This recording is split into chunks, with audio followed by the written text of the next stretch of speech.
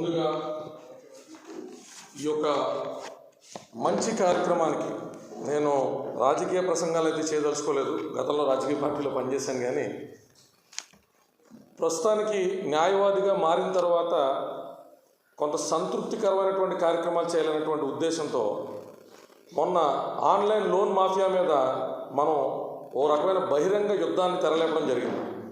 మహిళలని, యువకులని కొద్దిపాటు డబ్బులు ఇచ్చి వాట్సాప్ మెసేజ్లు పెట్టి బ్లాక్మెయిల్ చేస్తున్నటువంటి సుమారు 56,000 కోట్ల రూపాయల మాఫియానికి మనం తెరదింపడం, హైదరాబాద్ సిటీ కమిషనర్ సజ్జనార్ గారు సహకరించడం, అలాగే కొంత మీడియా ఛానల్స్ కవరేజ్ ఇవ్వకపోయినప్పటికీ కూడా మన సోషల్ మీడియా వేదికల్లోనే ప్రజల యొక్క ఆర్తనాదాలు కానీ బాధలు కానీ తెలియజేస్తూ నెలన్నరగా దాన్ని కొలికి తీసుకొచ్చాం.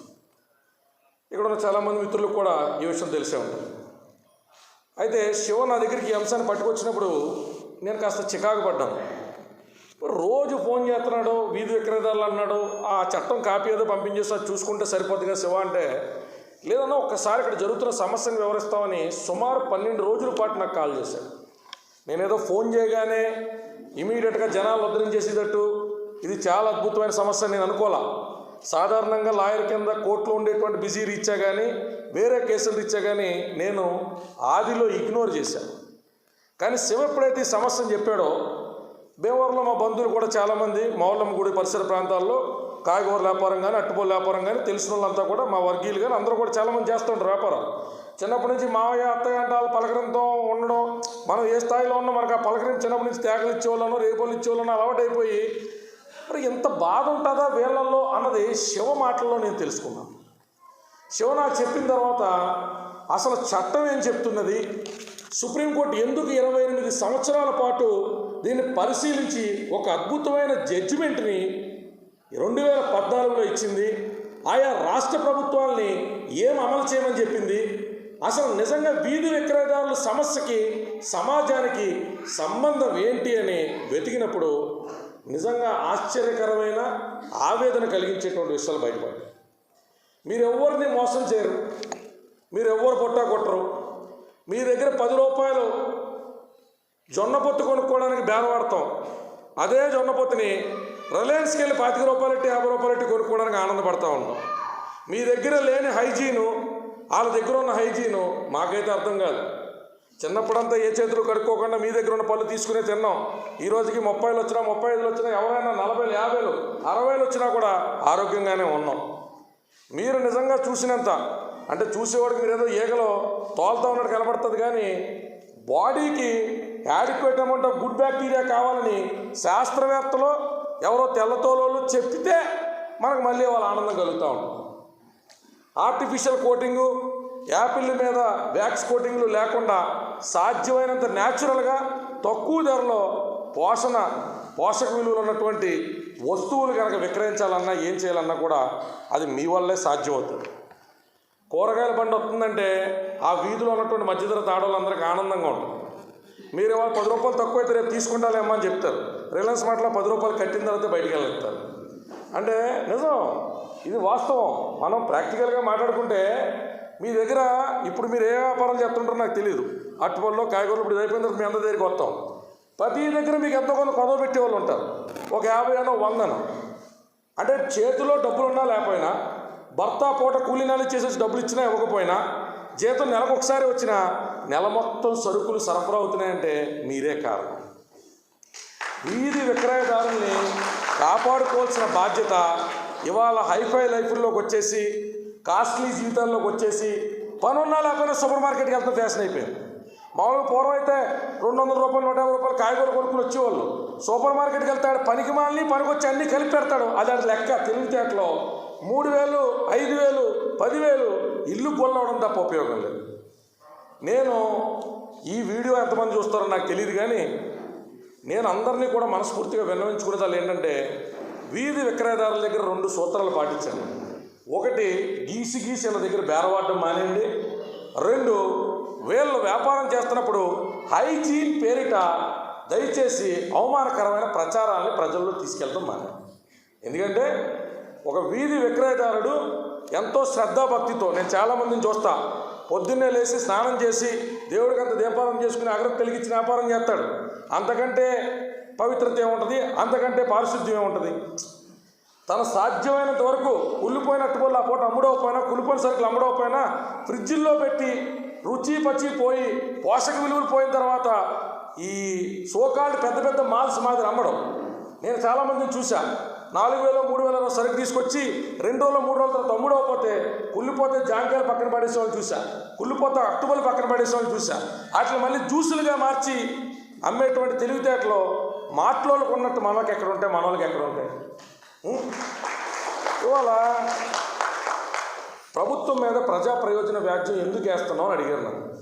హైకోర్టులో మనం ప్రజా ప్రయోజన వ్యాజ్యం వేసినప్పుడు రిజిస్ట్రార్ గారు మనల్ని ప్రశ్నిస్తారు, ఏం బాబు దీంట్లో గ్రౌండ్స్ ఏమున్నాయి, ఇది మేము ఎందుకు ఎంటర్టైన్ చేయాలి, మేము ఎందుకు దీన్ని తీసుకోవాలి అని అడుగుతారు.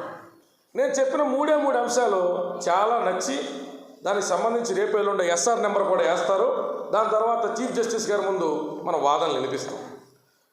నా ముఖ్య ఉద్దేశం ఏంటంటే, భద్రత లేని, భరోసా లేని వ్యాపారం చెయ్యలేము.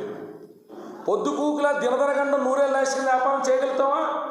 మనం ఏదో వాళ్ళ ఇంటికాడ వాళ్ళ పొద్దుగాడు మోటార్కి వచ్చినట్టు పోలీసు వాడు వచ్చి జులుం చేసే, మున్సిపల్ వాడు వచ్చి జులుం చేసే, పోలీసు వాడు మున్సిపల్ వాడు అంటే పొలిటీషియన్ వచ్చి జులుం చేసే, వాళ్ళ కారుకి మన బొల్లెట్టు ఉండకూడదు, వాళ్ళు తినడానికి మాత్రం మన పళ్ళు కావాలి.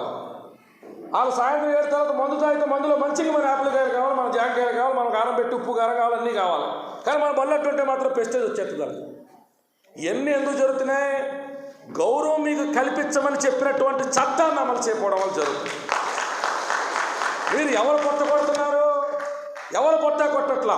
మీరు డొక్క మార్చుకుని ఇంటికాడ పిల్లలు వదిలేసి పొద్దుకూకుల ఎండలో నుంచుని ఒడిదికి కన్నాలు పడ్డా వర్షంలో తడిసి ఏ రోజన్నా ఏ రాజకీయ నాయకుడన్నా ఎలక్షన్ ముందు ఇచ్చే ఉపన్యాసాలు మినహాయితే ఒక్క రోజు వచ్చి మీ బొళ్ళు ఎలాగున్నాయి, టైర్లకి గాలి లేకుండా రిమ్ముల మీద ఎందుకు నడుపుతున్నారని ఎవడన్నా అడిగాడా? అడగడు. మనం ఎలా ఉండిపోతేనే వాళ్ళకి ఓట్లేస్తాం, మనం ఎలా ఉండిపోతేనే వాళ్ళకి జేజేలు కొడతాం. నేను రాజకీయాలు మాట్లాడడానికి రాలా. మీ వాస్తవ పరిస్థితులు రాజకీయ నాయకులతో ఎందుకు ముడిపడున్నాయో మీకు చెప్పడానికి వచ్చాను. వీధి విక్రయదారుల చట్టం క్లుప్తంగా మనం మాట్లాడుకుంటే మీకు అర్థమయ్యే భాషలో చెప్పాలంటే సుప్రీంకోర్టు చాలా స్పష్టంగా చెప్పింది. 19 అంటే అధికరణ, మనందరం రాజ్యాంగబద్ధంగా బతుకుతాం, రాజ్యాంగం అని అంటాం కదా. డాక్టర్ బాబాసాహెబ్ అంబేద్కర్ గారు మహనీయుడు, గొప్ప వ్యక్తి. ఆయన రాసినటువంటి దూరదృష్టితో రాజ్యాంగంలో అధికరణ 19(2) కానీ 19(6) కానీ 19 అధికరణ ఒకసారి చదివితే వీధి విక్రయం చేయడానికి మనకు ఉన్నటువంటి హక్కుల గురించి మనకు తెలుస్తుంది. మనకు రాజ్యాంగం చెప్పరు, మనకు మతాలను ఊరిపోస్తారు, మన కులాలను ఊరిపోస్తారు. మనం వాటిలో కొట్టుకున్నాం అనుకో ప్రశాంతంగా వాళ్ళ పైన సంపాదించుకుంటాం. మన పొరపాటున రాజ్యాంగాలు చట్టాలు చదివేసామనుకో, సామాన్యుడి చట్టాలు అర్థమైపోయినాయి అనుకో, ఇక ఆటలు సాగు. ఈ అధికరణ ప్రకారం సుప్రీంకోర్టు మహారాష్ట్ర ట్రేడ్ యూనియన్స్ కానీ, బాంబే వర్కర్స్ ట్రేడ్ యూనియన్స్ కానీ, ఢిల్లీ వర్కర్స్ ట్రేడ్ యూనియన్స్ కానీ దేశంలో అత్యున్నతమైనటువంటి ఈ విక్రయదారులకు సంబంధించిన దిగువ మధ్యతరగతి, ఎగువ మధ్యతరగతి విక్రయదారులకు సంబంధించినటువంటి ఎన్నో సంఘాల పోరాట ఫలితం, మన ఆంధ్రప్రదేశ్ నుంచి తెలంగాణ నుంచి కూడా సంయుక్త పోరాట ఫలితం ఈ అద్భుతమైనటువంటి జడ్జిమెంట్. దీని ప్రకారం మీకు నిర్దిష్టమైనటువంటి ప్లేసులు అంటే మీరు ఎక్కడ 4 రోడ్లు కూడల్లో, ఇరుకిరుకు సందుల్లో, గొంతుల్లో, ప్రజాబాహుల్యానికి ఇబ్బంది కలిగించేటువంటి ప్లేసుల్లో కర్మకాల ఆడితో తిట్లన్న చేయకల మీకు 6x6 సైజు అంటే 6x6 అయినా 36 ఫీట్ వస్తుంది. మీకు అది బండి పెట్టుకుని పక్కన ఏదైనా సైడ్ టేబుల్ లాంటిది పెట్టుకుని లైట్ పెట్టుకుని సంతోషంగా వ్యాపారం చేసుకునేటువంటి స్థలాలను కల్పించమని అత్యున్నత న్యాయస్థానం ఆయా రాష్ట్ర ప్రభుత్వాలన్నింటికి కూడా ఆర్డర్ జారీ చేసింది. ఇవన్నీ మేనిఫెస్టోలో కనపడతాయి, అప్లై చేయడానికి కనపడవు. కోట్ల రూపాయలు ఖర్చు అవుద్దా? లేదుగా. మహా అయితే ఒక ఊరు మొత్తం మీద తిరుపతి ఎంతమంది ఉన్నారు శివ? జనాభా 2.5 లక్షల పైచీలకు ఉంటారు. 3 లక్షల పైన 3 లక్షల మందికి ఉన్నటువంటి జనాభాకి చోటు దొరికినటువంటి ఈ మహాపుణ్యక్షేత్రంలో 4,000 మందికి 6x6 గళ్ళు గీసి 5-6 మెయిన్ సెంటర్లలో పెట్టి వాళ్ళకి కావాల్సిన కరెంటు, వాటరు మీరేం గొంతెమ్మ కోరికలు కోరట్లా, ఇవ్వమనున్న చట్టాన్ని అమలు చేయమని అడుగుతున్నారు. ఇవ్వడానికి పాలకులకు బాధ ఏంటి? ఎందుకంటే మనం తీవ్రస్థాయి పోరాటం చేయట్లేదని. అందుకని ఈ చట్టంలో ఉన్నటువంటి మౌలికమైన సూత్రాలన్నీ కలగలిపితే క్లుప్తంగా మీకు నేను చెప్పొచ్చుదాలు ఏంటంటే, మీకు అందుబాటులో నీరు, అక్కడ వ్యాపారం చేసుకునేటప్పుడు ఇప్పుడు మహిళలు ఉన్నారు, పురుషులు ఉంటారు, కొంతమంది పెద్దోళ్ళు ఉంటారు, షుగర్ వ్యాధిస్తులు ఉంటారు, ఏదైనా ఆరోగ్య సమస్యలు ఉంటారు. గబాలని ఏదన్నా ప్రకృతి రకంగా వచ్చేటువంటి నేచర్ కాల్స్కి వెళ్ళాలనుకోండి, అక్కడ అందుబాటులో బాత్రూమ్లు వేయి, పబ్లిక్ టాయిలెట్స్ వేయి, ఇవేం ఉండవు. అగలో బగలమంటే ఇంటి పరిగెట్టలో తగ్గడం పక్కన అడగాలి. పబ్లిక్ టాయిలెట్స్ నిర్మాణం కానించి, మీకు సరైనటువంటి నీళ్లు ప్రొవైడ్ చేయడం కానించి, మీకు విద్యుత్ అనేటువంటిది అందుబాటు ధరలో ఇవ్వడం కానించి, వ్యాపారం చేసుకోవడానికి సౌలభ్యపూరితమైనటువంటి వాతావరణాన్ని ఇమ్మని అత్యున్నత న్యాయస్థానం 2014లో సుమారు 50 పేజీలకు సంబంధించినటువంటి జడ్జిమెంట్ని ఇచ్చింది. దీని అమలు కోసమే మనం కృషి చేస్తున్నాం. దీని అమలు కోసమే మనం ఈరోజు పోరాటానికి తెరలేపు. మీరు మీ వ్యాపారాలు చేసుకోండి, ఎవరు రోడ్లు ఎక్కాల్సిన అవసరంలా. ఏపీ హైకోర్టులో అత్యున్నత న్యాయమూర్తి ముందు ఇదేమి న్యాయమో నేనే మీ గొంతే అడుగుతా, నేనే మీ కష్టాలని మీ బాధల్ని వివరిస్తా. నేను ఖచ్చితంగా న్యాయపరమైన పోరాటంలో భాగంగా ఎప్పటికప్పుడు శివకి తదితర పెద్దలకి కూడా వివరణాత్మకంగా అప్డేట్స్, కేసు ఏ స్టేజ్లో ఉంది, ఎలా ఉందని చేస్తా. మీ నుంచి నాకు ₹1 అక్కల్లా. కేసు గెలిచినప్పుడు అందరూ కలిపి మీ ఇంటికి భోజనం పెట్టండి, సంతోషంగా తినేళ్తాం. మీరు అమ్మే పళ్ళే పెట్టండి, సంతోషంగా మా పిల్లలకు పట్టుకెళ్తాం. నేనేమంటానంటే, మనందరం మన దాకా సమస్యలు రావట్లేదు కదా అని ప్రజా సమస్యలను వదిలేస్తాం. ఇవాళ వీధి విక్రయదారులు, నిన్న మనీ లోన్ యాప్స్ సామాన్యుల మీద గుస్సుగొలిపి మన జీవితాలు విచ్ఛిన్నం చేసి పెద్దోళ్ళు అవుతూ ఉంటారు. నేను ఈ ప్రసంగం లోతుల్లోకి వెళ్తే మళ్ళీ నన్ను రాడికల్ అని ముద్రేస్తారు కాబట్టి నేను ఎక్కువ మాట్లాడదలుచుకోవాలా. కాలేజీ రోజుల నుంచి ఎక్కువ కమ్యూనిస్ట్ భావజాలంతో తిరుగుతూనే కొన్ని కారణాల రీత్యా వేరే పార్టీలో ఎప్పుడు నేను వెళ్ళడం జరిగింది, అభిమానం రీత్యా. నేను బేసికల్గా పవన్ కళ్యాణ్ గారి అభిమానిని. సో నేను ఆయన పార్టీలో కొంతకాలం తిరగడం జరిగింది. ఇటు దీనికి అబద్ధం ఉంది, అందరూ చాలామంది తెలిసే ఉంటుంది.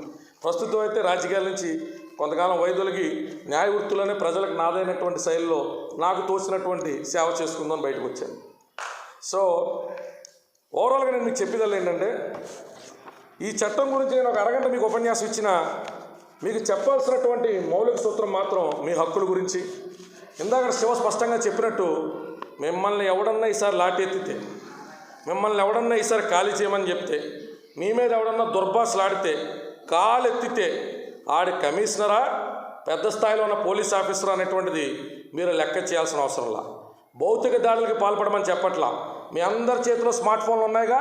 ఇప్పుడు నా వీడియో రికార్డ్ చేస్తున్నట్టే ఆ పనికి మాలిన దుశ్చర్యకి పాల్పడ్డోడు వీడియో రికార్డ్ చేయండి, నేను ఓసలు లెక్కెట్టిస్తా. మీ మీద దుర్భాషలాడేటువంటి హక్కు ఏ కారణం రీత్యా కూడా ఏ అధికారికి లేదన్న సంగతి మీ అందరికీ తెలియజేస్తున్నా. మీరక్కడ ట్రాఫిక్ అంతరాయం కలిగిస్తున్నారనేటువంటి నెపం మీ మీద నెట్టిదట్టయితే ఆధారభూతంగా రోడ్లు మొత్తం కొలతేయమనండి. పేపర్ల మీద 40 ఫీట్ ఉన్న రోడ్డు ఏ బడాబాబులు భవంతుల కోసం 20 ఫీట్ చేశారో మీరు కనుక్కోండి. బడాబాబులు భవంతులు బారెన్ రెస్టారెంట్లు కట్టుకోవడానికి 40-20 అవుతాయి, మనం ఒక అడుగు ఎక్స్ట్రా తీసుకుంటే ఇబ్బందులు వచ్చేస్తాయని అడుగుతున్నా. చట్టాన్ని ఉల్లంఘించమని చెప్పడం న్యాయవాది వృత్తిలో ఉండి నా అభిమతం కాదు. కానీ చట్టాలు అనేటువంటివి మానవ సౌలభ్యం కోసం నిర్మించుకున్నాం, మనుషుల్ని ఇబ్బంది పెట్టడం కోసం కాదు. కనుక మిమ్మల్ని అందరినీ నేను రిక్వెస్ట్ చేసేదల్లా ఏంటంటే, దయ ఉంచి ఈసారి మీ హక్కుల్ని పూర్తిగా తెలుసుకుని, ఏ పోలీసోడైనా ఏ ప్రభుత్వ ఉద్యోగి అయినా మీ దాకా ఇబ్బంది పెట్టడానికి వచ్చినప్పుడు మాత్రం మీరు స్పష్టంగా అడగండి. ఏమని? మాకు హక్కు ఉంది, మాకు చట్టం ఉంది, మమ్మల్ని ఇబ్బంది పెట్టేటువంటి హక్కు మీకు ఎవరిచ్చారు అనేటువంటి విషయాన్ని మీరు అడగండి. ఏమా, దయచేసి ఆంధ్రప్రదేశ్ హైకోర్టు నుంచి ఆర్డర్ తీసుకొచ్చేసినంత మాత్రాన మీ కష్టాలు తీరవు తల్లి. మీరందరూ చైతన్యవంతులు అవ్వాలి, రాజకీయ నాయకుల్ని నిలదీయాలి. సారో మేము మా వ్యాపారం చేసుకుంటా అంటున్నాం, మీ ఆస్తులు ఇమ్మంటలా, డబుల్ బెడ్రూమ్ ఇల్లు కట్టించమంటలా, అమ్మ ఒడిలు అడగట్లా, నాన్నబడిలు అడగట్లా, మాకింత జాగా ఇస్తే ఆ జాగాలో వ్యాపారం చేసుకుంటా అంటున్నాం. మాకు కరెంట్ ఇస్తే కరెంటు లైట్లు కాంతో రాత్రి 10:30 దాకా వ్యాపారం చేసుకుంటాం. మీరు బయటంతా తిరిగినా దొరకనటువంటి రేట్లకి మేము మీకు అన్ని వస్తువులు తీసుకొచ్చిస్తాం. కష్టం మాది, నష్టము మాదే. మీ అందరికీ ఇచ్చేటువంటిది చిన్నపాటి సహకారం మాత్రమే. సమస్యలు ప్రజలకి సాయం చేస్తారంటే మా గురించి ఎందుకు నొక్కుతున్నారు సార్ అని అడగండి.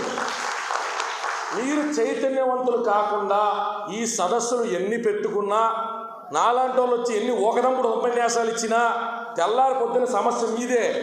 పొద్దున్న ఇక్కడి నుంచి మీటింగ్ అయిపోయిన తర్వాత మళ్ళీ డబ్బులు తడుముకోలుగా, నెల మొదటి వారమేగా, చీటీలు వాళ్ళు వస్తారుగా, చిన్న చిన్న అప్పులు తీసుకున్న వాళ్ళు వస్తారుగా, మీరు డబ్బులు ఇవ్వాల్సిన వాళ్ళు వస్తారుగా, ఆగో మన కష్టాలు మనకు ఉంటానే ఉంటాయి. అందుకని ఈ కష్టాల కడల్లో కూడా మీరు ఎప్పటికప్పుడు మీ హక్కుల కోసం మీరు పోరాడండి.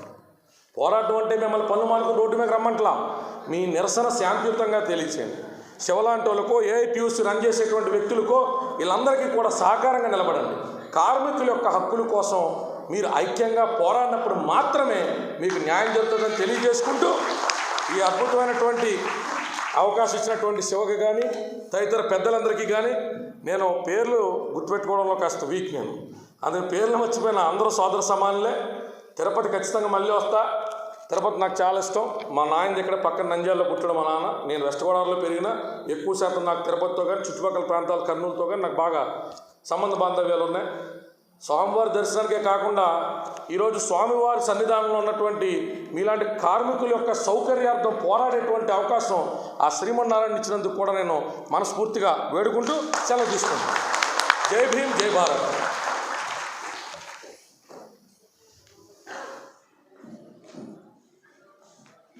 మన సమస్యలు